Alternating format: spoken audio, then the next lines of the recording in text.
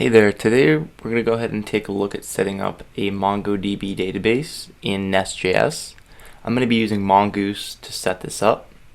So right now I have a new Nest project. I've simply created this project by running the Nest CLI. You can follow along if you want, just type in Nest new and the name of the project.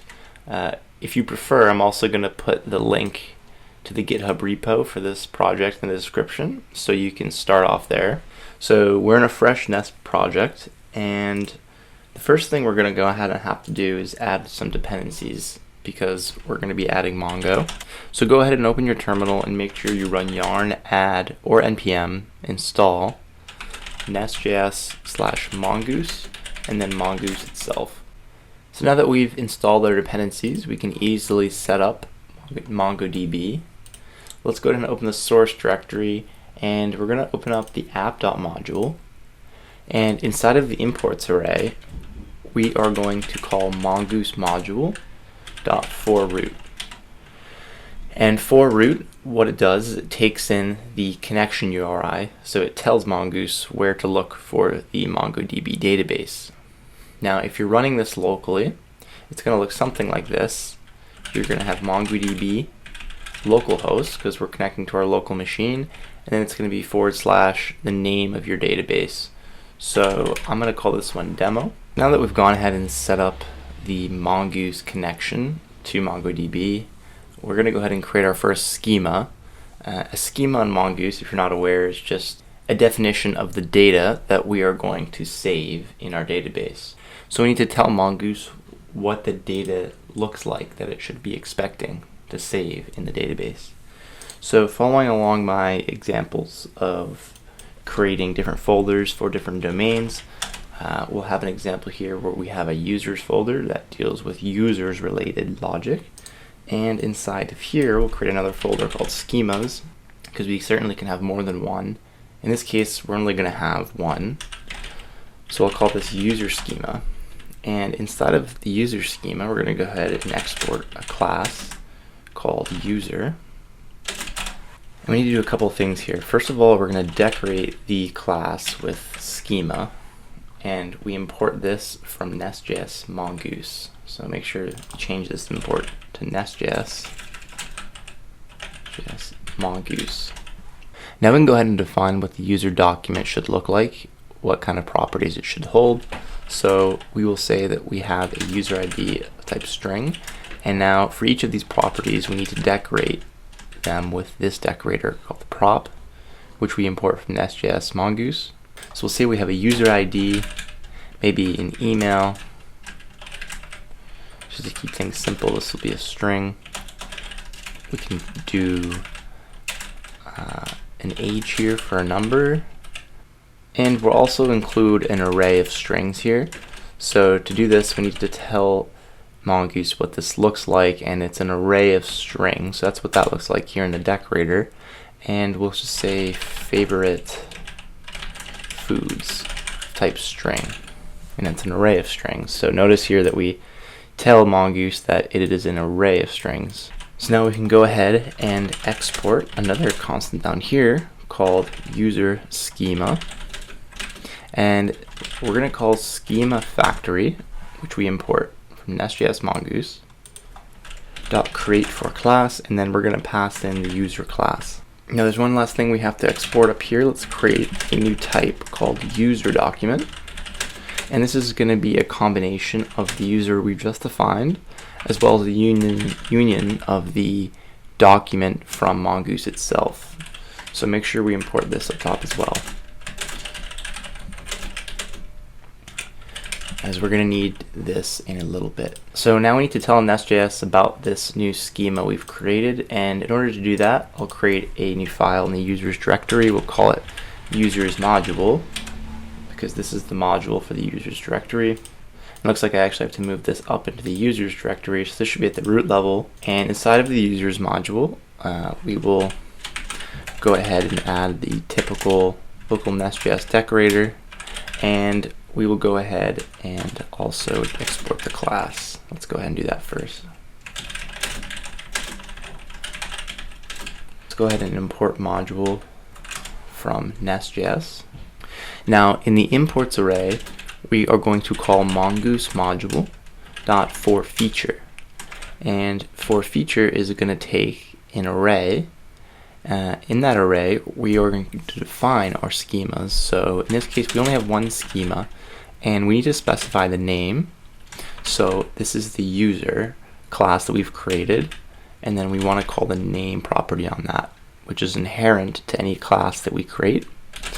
And then we declare a schema variable here, and this is the user schema that we exported. So this is why we had to export this schema down here. So now to be able to actually use Mongoose in order to save and fetch data from our database, we'll go ahead and create a repository file in the users directory. So call it users.repository. And I would follow this pattern for each separate domain I have. So users will have its own repository, its own service, and so on. And inside of the repository, this is going to be an injectable class because we're going to need to provide some dependencies. And we'll export the class. Now in the constructor, this is where we're going to call inject model. And make sure we import this from Nest.js Mongoose. Inject model takes in the name of the class that you've declared for its schema. So in this case, it's user.name, as we've seen before. Make sure we import user, and then we're going to give this a name here. This is going to be a private variable, and we will call it user model. And its type will be of model. And now we specify the user document, which remember we exported from this file as well. So this is a union between the user class as well as a Mongoose document. And lastly, make sure we import model from Mongoose. So now after we save, we have everything in this file that we need to be able to work with our user data. Now by default, Nest.js will automatically manage and create the collection assigned to a given schema. So it'll take the singular user we create here and manage and create a users collection for us. Now if we wanted to override that behavior, we could pass in an object to the schema directory here with the property collection, and this collection name here is what would get populated in MongoDB, but in our case we want the collection to be called users. That makes the most sense here, so we'll leave it as is. Now let's go ahead and set up some methods in our users repository so we can retrieve, create, and update data. So let's see what this looks like. I like to create very generic repository methods so that the service itself can pass in any data that would be expected on a user, and you can work very seamlessly with the native MongoDB API. So to see what I mean, let's go ahead and first create a method to be able to find a single user. So I'll call it find one. And then we're going to take in a user filter query, and this is going to be of type filter query, and we're going to pass in a user. So what this says is it's going to be a subset of properties of a user, and that is going to be the filter that we use to obtain the new user. Now I'm not going to provide additional arguments to allow for projection or aggregation or so forth, but you could easily extend this to be able to do so. So we're going to return our promise from this method, and that is going to be of type user. And quite simply, all we have to do now is just return this.user model, and we can call find one, and then we pass in the user filter query. And that's all we have to do to be able to provide an interface for the user's collection only, and to be able to turn data from it. Let's continue with a find method. So similar to above, we'll pass in a user's filter query here because we're looking for multiple users now. And filter query is going to look the same, but our return type will be an array of users, and we will call this.user model.find we're going to pass in the user's filter query. So now that we have two methods to be able to retrieve data, we'll create another one to allow for the creation of new data. And our create method is going to take one parameter. It is going to be the user that we are creating, and it's going to be of type user. And we're going to return back the user. Now inside of this method, we're going to create the user by calling new this.userModel and passing in the user that was supplied. Now we can return user.save. As you can see, we have a naming conflict here because we have a duplicate identifier, so we'll just change this to be new user, and we can change this to new user.save. So now we're able to create new users. And lastly, let's add the ability to update an existing user. So we'll call this find one and update. This is going to take user filter query, which looks like the form we've already seen, and then it's going to take the updated user. Now the user being passed in can contain any or all of the properties of a user. Will allow pretty much any of those properties to be updated. We don't need to pass in the entire document to update it. That's the beauty of using MongoDB. So we're going to pass in a partial of a user here, and this method is going to return the updated user. So in here we're going to call this .userModel.findOne and update, and we are going to pass in the user filter query, which tells Mongo which user to update, and then we'll pass in the updated user. So now we've created these 4 simple methods to be able to read, create, and update data. And it should be noted you can very easily abstract this logic into perhaps an abstract class and then have each of your repositories extend it, so you don't need to duplicate this code all over your application. Now, in order to test out our newly created users repository, I've gone ahead and created a user service to be able to test things out. Now, if you're not familiar with Nest.js and services, I recommend you check out the GitHub repo where I have all of this code in it, and you can take a closer look. But more or less what we've done here is we've just created 4 methods in the user service. We've made it injectable, so we can inject the user's repository. And then now these 4 user methods are going to, 1, get the user by ID, takes in an ID, and finds one in our users repository. We also have a method to get all of the users, so we call find on users repository. Next, we have a method to create a new user that takes in an email and an age. Here we call users repository.create, and we pass in the user object expect. For the user ID, I'm using the UUID v4 package. If you want to install this separately, you just need to install it with npm or yarn. But this is how we generate random user IDs. Lastly, our 4th method here, update user, finds a user by an ID and then applies user updates. And you notice here this update user DTO. Where did this come from? Well, that leads us into the next class I've created, a user's controller, so that we can actually send requests to this API and have it interact with the repository we've set up. So like I said before with the user service, if you'd like to take a closer look at this code, check out the GitHub repo. So in the user's controller here, we're instantiating the controller with the controller decorator and providing it with the user's path. And similar in our service, we're just providing 4 different routes to be able to interact with our repository. This get user route takes in the user ID as a URL param. It extracts it here. That's what we're using the param decorator for. We call the user service get user by ID and then pass in the user ID.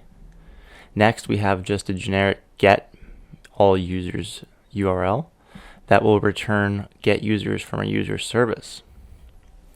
The last 2 methods here are to create the user and to update the user. Now, to create the user, I've described the body here. So Nest.js will extract the body. And the create user DTO I've defined in a separate folder here.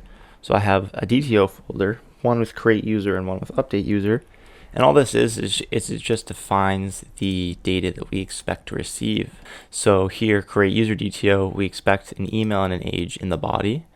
And we can define that, extract it, and then pass it in to the create user method. Notice we pass in the email and the age. And lastly, we have a patch method that takes in the user ID as a URL param, and then it also takes a body for the updates that we want to apply to the user. So the update user DTO only takes in a favorite foods and an age. So these are the only two properties you can update on a user. And then we call the update user method, passing in the user ID and the updates. It should be noted we're not doing any validation on the DTOs. That's something you normally would want to do, especially if you're interacting with a database. But for this example, this will allow us to test out our API and see MongoDB in action. There's one last thing that you're going to have to do in the users module. Make sure that you provide the user's controller as the controller section here. And for your providers, make sure you add the user service and the user's repository that we created. So before we go ahead and test out our API, make sure that you are running the application. You run yarn start dev and that you are able to launch it. And before we actually go into Postman, feel free to open up any application that you use to access your databases. In this case, I'm going to use MongoDB Compass, but really you can use anything that connects to Mongo. With MongoDB Compass open, I'm going to go ahead and paste in my MongoDB connection string. And for you, this likely will be the same. It's MongoDB : / localhost running at port 27017. And you don't need to worry about the rest. Once you connect, you shouldn't see the demo database yet. That's because by default, Mongo will not show a database that has no collections in it, and ours will be empty because we currently have no data. And to see this in action, we can make a GET request to our backend. And it should be noted that we don't have any authentication on this API. In a normal project, you'd want to authenticate these requests. I do have other videos on implementing authentication with Nest.js you can check out if you're interested. So if we launch this request right now, we're going to get an empty array, and that would make sense because we don't have any data in our collection yet. So let's go ahead and fix that.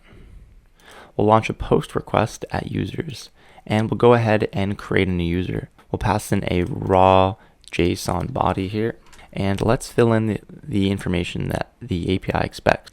Now, if you remember from our create user DTO, we only need an email and an age here. And of course, there's no validation or anything right now. This is very bare bones. So if we send off this request now, we're going to get a 201 status back saying it's been created, and we get our data sent back to see for ourselves. Let's go ahead and open up the database so we can see for ourselves. So now in MongoDB Compass, if we refresh, we should see the demo database populated.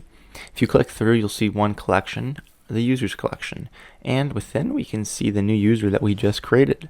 So this is great. We can see that our data is being saved. It persists over the lifetime of the application, even when we stop it. Now let's go ahead and test out our other repository methods. So we will first get all the users. So you can see here we only have our one user. Now let's copy the user ID from this user so that we can try getting a single user. And if you remember, to do this, we pass in the query param as part of the URL. So now if we send this request to get one user, we get one single user back, not an array. So this is great.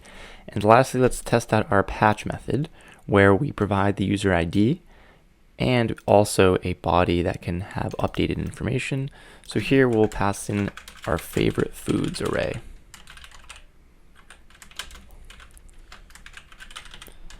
And maybe we'll set the age to 20. So now if we send off this request, you'll notice that we don't get the updated user back. You'll see the age is still 30 and the favorite foods array hasn't been updated. So this can trip a lot of people up. So if we actually look in the back end, the database, refresh it, we can see that the age did get updated and the favorite foods array is populated. So why didn't the API send back the new record? Well, by default, MongoDB will return the old record on an update call. So to fix this, we can go back into the users repository, and in the find one and update call, we can pass in a options parameter. And in this option object here, we can pass in a parameter called new. And in this case, we're going to pass in true because we do want the new document to be returned. So now if we go ahead and save, go back to Postman, and let's go ahead and do a get call first so we can get the updated record. And let's say we want to add a new favorite food. And now we send this request, change it to patch. We can see we get the updated record back now. So this has been a demonstration of how to set up MongoDB using Mongoose in Nest.js.